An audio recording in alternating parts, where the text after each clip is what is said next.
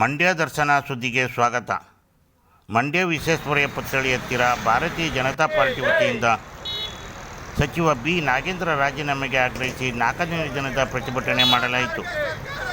ಈ ಸಂದರ್ಭದಲ್ಲಿ ಡಾಕ್ಟರ್ ವೈ.ಎಸ್. ಯಮದೂರ್ ಸಿದ್ದರಾಜುರವರು ಮಾತನಾಡುತ್ತಾ ಸರ್ಕಾರದ ವಿರುದ್ಧ ಸಚಿವ ಬಿ ನಾಗೇಂದ್ರ ರಾಜೀನಾಮೆ ಕೂಡಲೇ ಕೊಡಬೇಕೆಂದು ಹರಿಹಾಯ್ದರು. ಪ್ರತಿಭಟನೆಯಲ್ಲಿ ಭಾರತೀಯ ಜನತಾ ಪಾರ್ಟಿಯ ಮುಖಂಡರುಗಳಾದ ಸಿ.ಟಿ. ಮಂಜುನಾಥ್, ನಾಗಚಂದ್ರ, ಕೊಮ್ಮೇರಳ್ಳಿ ವೆಂಕಟೇಶ್, ಅಶೋಕ್ ಹಂಚಿಪುರ ಇನ್ನಿತರ ಮುಖಂಡರುಗಳು ಹಾಗೂ ಕಾರ್ಯಕರ್ತರು ಪಾಲ್ಗೊಂಡಿದ್ದರು.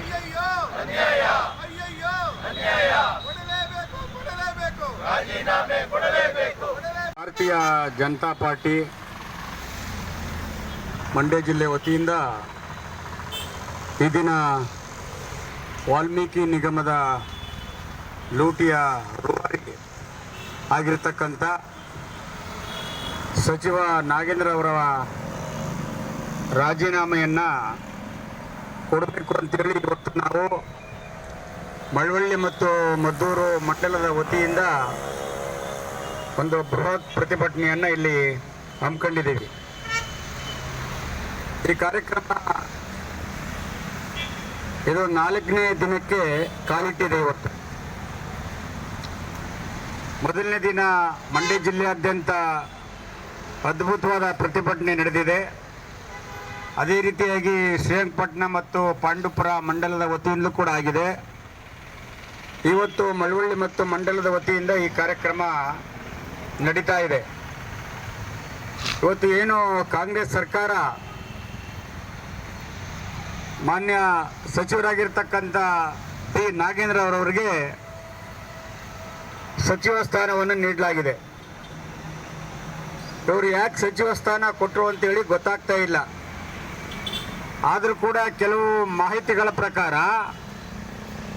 ಮತ್ತು ಮಾಧ್ಯಮದ ಮಾಹಿತಿಗಳ ಪ್ರಕಾರ ಇವರು ಪೇಮೆಂಟ್ ಕೋಟಾದಲ್ಲಿ ಮಂತ್ರಿ ಆಗಿದ್ದಾರೆ ಅಂತೇಳಿ ಸುದ್ದಿ. ಯಾಕಂದರೆ ಶಾಲೆಗಳಲ್ಲಿ ಕಾಲೇಜುಗಳಲ್ಲಿ 2 ಕೋಟಾ ಇರುತ್ತೆ, ಒಂದು ಗೌರ್ಮೆಂಟ್ ಕೋಟಾ ಮತ್ತು ಒಂದು ಮ್ಯಾನೇಜ್ಮೆಂಟ್ ಕೋಟಾ ಅಂತೇಳಿ. ಇವರು ಗೌರ್ಮೆಂಟ್ ಕೋಟಾದಲ್ಲಿ ಆಗಿಲ್ಲ, ಇವರು ಮ್ಯಾನೇಜ್ಮೆಂಟ್ ಕೋಟಾದಲ್ಲಿ ಆಗಿದ್ದಾರೆ.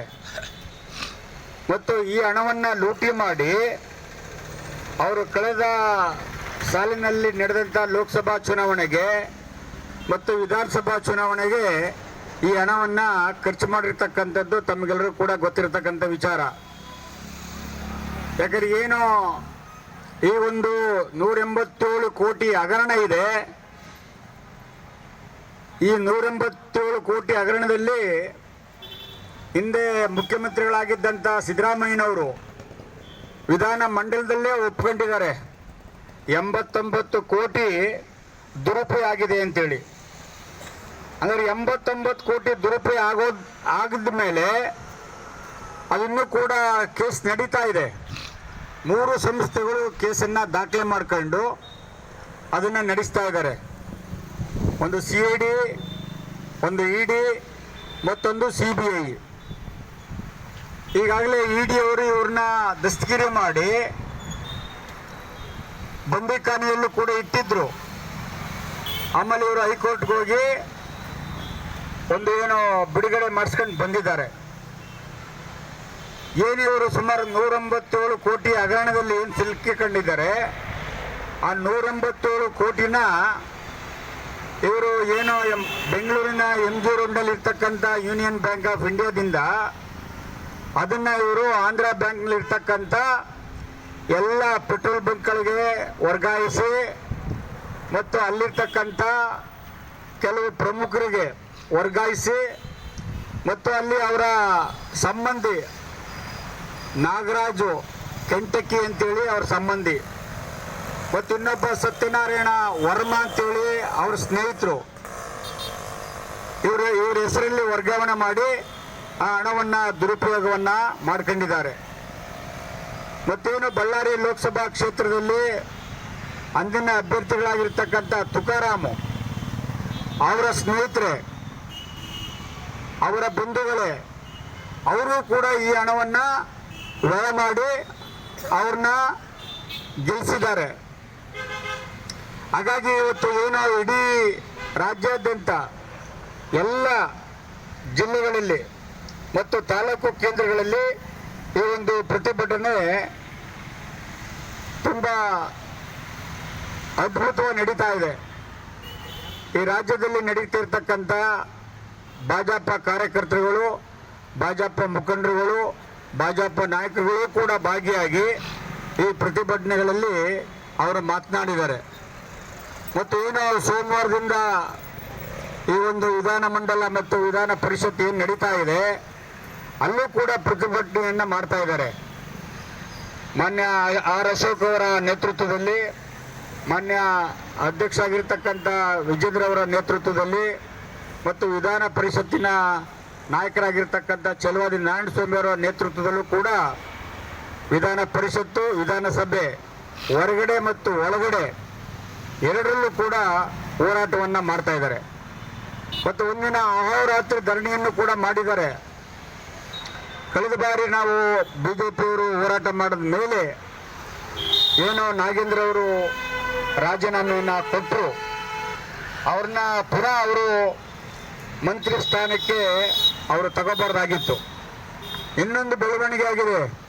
ಏನು CBIನವರು ವಿಚಾರಣೆ ಮಾಡಿ ಅವರು ವರದಿನ ಸರ್ಕಾರಕ್ಕೆ ಸಲ್ಲಿಸಿದ್ದಾರೆ, ಕೇಂದ್ರ ಸರ್ಕಾರಕ್ಕೆ. ಈಗ CBIನವರು 4-5 ದಿನದ ಹಿಂದೆ ರಾಜ್ಯಪಾಲರು ಕೂಡ ಅವರು ಮನವಿಯನ್ನು ಮಾಡ್ಕೊಂಡಿದ್ದಾರೆ. ನಾವು ಅವ್ರನ್ನ ಪ್ರಾಸಿಕ್ಯೂಷನ್ ಮಾಡಬೇಕು, ನೀವು ಅನುಮತಿ ಕೊಡಿ ಅಂತೇಳಿ CBI ಅಧಿಕಾರಿಗಳು ರಾಜ್ಯಪಾಲರನ್ನ ಬೇಡ್ಕೊಂಡಿದ್ದಾರೆ. ರಾಜ್ಯಪಾಲರು ಪ್ರಾಸಿಕ್ಯೂಷನ್ಗೆ ಅನುಮತಿ ಕೊಟ್ಟರೆ ಇವರ ಮಂತ್ರಿ ಸ್ಥಾನ ಹೋಗುತ್ತೆ ಮತ್ತು ಪುನಃ ಇವರು ಜೈಲುವಾಸ ಆಗಬೇಕಾಗತ್ತೆ. ಈ ಒಂದು ನಿಟ್ಟಿನಲ್ಲಿ ಅಲ್ಲಿ ಏನು ವಾಲ್ಮೀಕಿ ನಿಗಮದ ಇಲಾಖೆಯಲ್ಲಿ ನಡೆದಿತ್ತು ಹಗರಣ, ಅಲ್ಲಿ ಒಬ್ಬರು ಅಧಿಕಾರಿನೂ ಕೂಡ ಇವತ್ತು ಇವರಿಂದ ಒತ್ತಡ ಇತ್ತು ಅಂತೇಳಿ ಅವರು ಕೂಡ ಆತ್ಮಹತ್ಯೆ ಮಾಡ್ಕೊಂಡಿದ್ದಾರೆ. ಅದು ಕೂಡ ಪೊಲೀಸ್ ತನಿಖೆ ಆಗ್ತಾ ಇದೆ. ಮತ್ತು ಅಲ್ಲಿರ್ತಕ್ಕಂಥ ಮೇಲಾಧಿಕಾರಿಗಳು ಅವರು ಕೂಡ ಇವರು ಒತ್ತಡ ತಡೆಯೋಕ್ಕಾಗಿಲ್ಲ, ಈ ಹಣವನ್ನು ದುರುಪಯೋಗ ಮಾಡ್ಕೊಂಡಿದ್ದಾರೆ ಅಂತೇಳಿ ನಮಗೂ ಕೂಡ ಕಳಂಕಿತ ಬರುತ್ತೆ ಅಂತೇಳಿ ಅವರು ಕೆಲವು ರಜಾ ಹಾಕಿ ಮನೆಗಳಲ್ಲಿದ್ದಾರೆ. ಇಂಥ ಸಂದರ್ಭದಲ್ಲಿ ಮಾನ್ಯ ಮುಖ್ಯಮಂತ್ರಿಗಳಾಗಿರ್ತಕ್ಕಂಥ DK ಶಿವಕುಮಾರ್ ಅವರು, ನಾವು ಅವ್ರಿಗೆ ಎಚ್ಚರಿಕೆಯನ್ನು ಕೊಡ್ತಾ ಇದ್ದೀವಿ. ಅವರಿಂದ ಕೂಡಲೇ ಆ ರಾಜೀನಾಮೆ ಪತ್ರವನ್ನು ಪಡಿಬೇಕು ಅಂತ ಹೇಳ್ತಾ, ಮತ್ತು ಇನ್ನೂ ಕೂಡ ಅನೇಕ ಕಾಂಗ್ರೆಸ್ ಸರ್ಕಾರದ ವೈಫಲ್ಯಗಳನ್ನು ನಾವು ಹೇಳ್ಬೋದು. ಈಗ ಮಾನ್ಯ ಸಿದ್ದರಾಮಯ್ಯನವರು ಮುಖ್ಯಮಂತ್ರಿ ಆಗಿದ್ದಂಥ ಸಂದರ್ಭದಲ್ಲಿ ಅವರ ಧರ್ಮಪತ್ನಿ ಹೆಸರಲ್ಲಿ 14 ಸೈಟನ್ನು ಅವರು ತಗೊಂಡಿದ್ರು. ಕೊನೆಗೆ ಏನಾಯ್ತು, ಅದು ಏನು BJPಯವರ ಹೋರಾಟದಿಂದ ಮತ್ತು ಬೆಂಗಳೂರಿಂದ ಮೈಸೂರಿಗೆ ಪಾದಯಾತ್ರೆ ಮಾಡಿದ್ರು ಮಾನ್ಯ ವಿಜೇಂದ್ರ ಅವರ ಅಧ್ಯಕ್ಷತೆಯಲ್ಲಿ.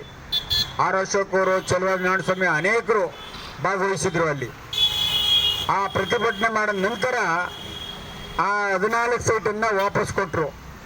ಮೊದಲೇನು ಹೇಳ್ತಾ ಇದ್ರು ಅಂದರೆ, ಪತ್ರಕರ್ತರು ಕೇಳಿದಂಥ ಸಂದರ್ಭದಲ್ಲಿ 14 ಸೈಟಿಗೆ 60 ಕೋಟಿ ಆಗುತ್ತೆ, 60 ಕೋಟಿ ಕೊಡಿ ನಾನು ವಾಪಸ್ಸು ನಿಮಗೆ ಸೈಟನ್ನು ಕೊಡ್ತೀನಿ ಅಂತ ಹೇಳ್ತಾ ಇದ್ರು.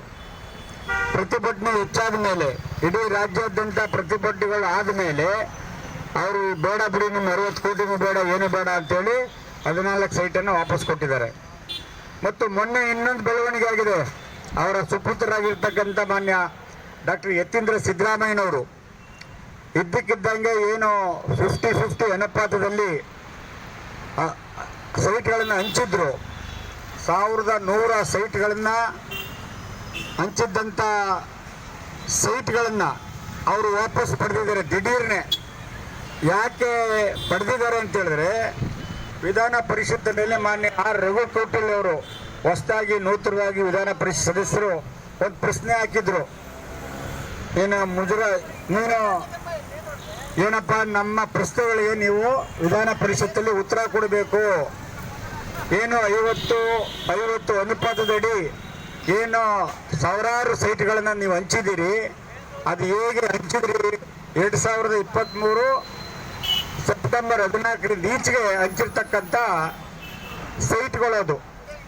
ಆ ಸೈಟ್ಗಳನ್ನು ನೀವು ಹೇಗೆ ಹಂಚಿದ್ರಿ ಅಂತೇಳಿ ವಿಧಾನ ಪರಿಷತ್ತಲ್ಲಿ ನಮಗೆ ಉತ್ತರ ಕೊಡಬೇಕು ಅಂತ ಅವರ ಪ್ರಶ್ನೆ ಹಾಕಿದ್ರಿಂದ ಅದಕ್ಕೆ ಉತ್ತರ ಕೊಡಲಾರ್ದೇ ಇದ್ದಕ್ಕಿದ್ದಂಗೆ ನಿನ್ನೆ ಸರ್ಕಾರದ ವತಿಯಿಂದ, ಅಂದರೆ ಅವ್ರ ಇಲಾಖೆ ವತಿಯಿಂದ 1100 ಸೈಟ್ಗಳನ್ನು ರದ್ದು ಮಾಡಿರ್ತಕ್ಕಂಥದ್ದು ಅದೊಂದು ರೀತಿ ಸ್ವಾಗತಾರ್ಹ. ಇನ್ನೂ ಸಾವಿರಾರು ಸೈಟ್ಗಳನ್ನು ಹಂಚಿದ್ದಾರೆ. ಆ ಏನು ಪಾಪ ಸೈಟ್ಗಳನ್ನು ತಗೊಂಡ್ರು ಸಾರ್ವಜನಿಕರು, ಅವರೀಗ ಸೈಟೂ ಇಲ್ಲ ಮತ್ತು ಹಣವೂ ಇಲ್ಲ. ಆ ಒಂದು ದುಸ್ಥಿತಿಗೆ ಆ ಸಾರ್ವಜನಿಕರು ಇವತ್ತು ಗೋಳಾಡ್ತಾ ಇದ್ದಾರೆ ಮೈಸೂರು ಭಾಗದಲ್ಲಿ. ಹಾಗಾಗಿ ಇವತ್ತು ಮಾನ್ಯ ಯಡಿಯೂರಪ್ಪನವರು ಮುಖ್ಯಮಂತ್ರಿ ಆಗಿದ್ದಂಥ ಸಂದರ್ಭದಲ್ಲಿ ಈಗ ಅವರು ರೈತರಿಗೆ 2,000 ಹಣ ಹಾಕ್ತಾ ಇದ್ರು. ಏನು ನಮ್ಮ ನೆಚ್ಚಿನ ಪ್ರಧಾನಮಂತ್ರಿಗಳಾಗಿರ್ತಕ್ಕಂಥ ನರೇಂದ್ರ ಮೋದಿ ಅವರು ರೈತರಿಗೆ ಏನು ಹಣ ಹಾಕ್ತಾ ಇದ್ರು, ಆ ಹಣದ ಜೊತೆಗೆ ಮಾನ್ಯ ಮುಖ್ಯಮಂತ್ರಿಗಳು ಯಡಿಯೂರಪ್ಪನವರು ಕೂಡ 2,000 ರೂಪಾಯಿ ಕೊಡ್ತಾ ಇದ್ರು.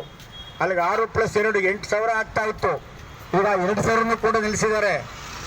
ಮತ್ತು ಅವರು ಮುಖ್ಯಮಂತ್ರಿ ಆಗಿದ್ದಂಥ ಸಂದರ್ಭದಲ್ಲಿ ಏನು ಪ್ರೌಢಶಾಲಾ ವಿದ್ಯಾರ್ಥಿಗಳಿಗೆ ಬೈಸ್ಕಲ್ನ ಕೂಡ ಅವರು ಹಂಚಿಕೆ ಮಾಡ್ತಾ ಇದ್ರು, ಅದು ಕೂಡ ನಿಂತಿದೆ.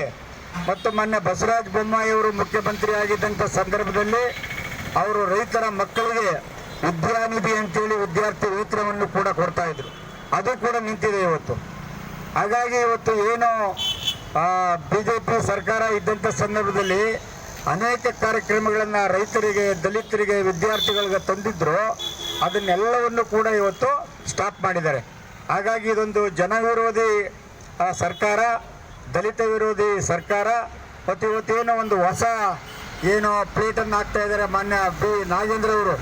ನಾನೊಬ್ಬ ದಲಿತ, ಅದಕ್ಕೆ BJPಯವರು ಆ ದಲಿತನಿಗೆ ಅವಕಾಶ ಕೊಡಬಾರ್ದು ಅಂತೇಳಿ ನನ್ನ ರಾಜೀನಾಮೆ ಕೇಳ್ತಾ ಇದ್ದಾರೆ ಅಂತೇಳಿ ಅವರು ನಿನ್ನೆ ಮೊನ್ನೆ ಅಂತ ಹೇಳ್ತಾ ಇದ್ದಾರೆ. ಅಂದರೆ ಒಬ್ಬ ದಲಿತರ ಹಣವನ್ನು ನುಂಗ್ಬೋದಾ?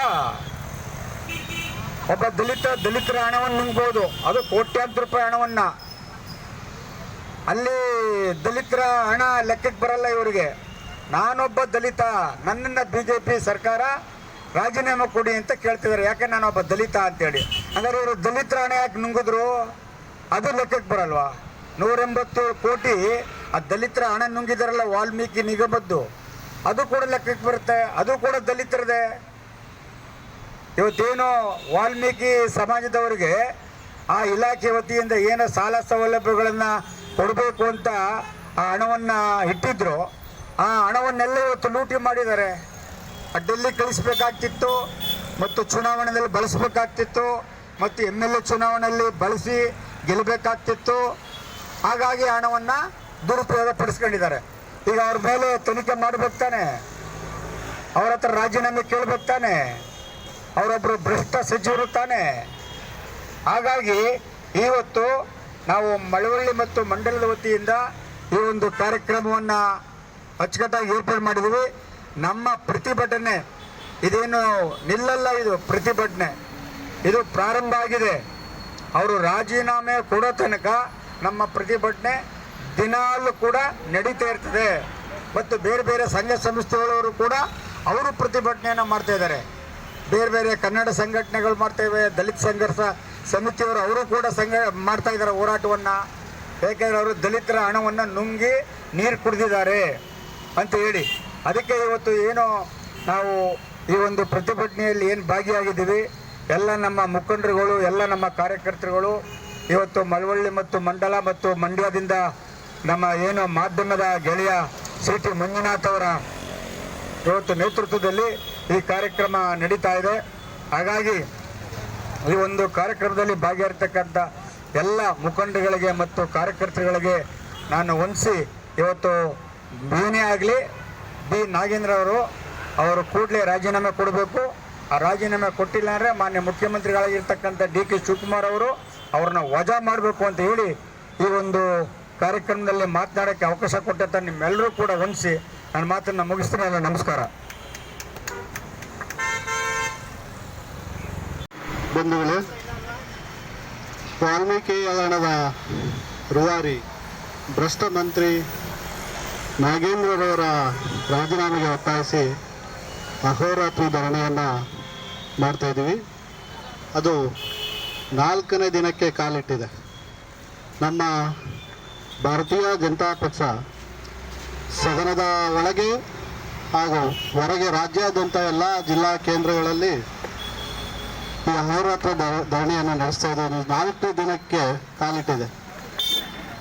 ಈ ಭ್ರಷ್ಟ ಕಾಂಗ್ರೆಸ್ ಸರ್ಕಾರಕ್ಕೆ, ದಪ್ಪ ಚರ್ಮದ ಸರ್ಕಾರಕ್ಕೆ ನಾಟಕ ಮಾಡ್ತಾ ಇದೆ.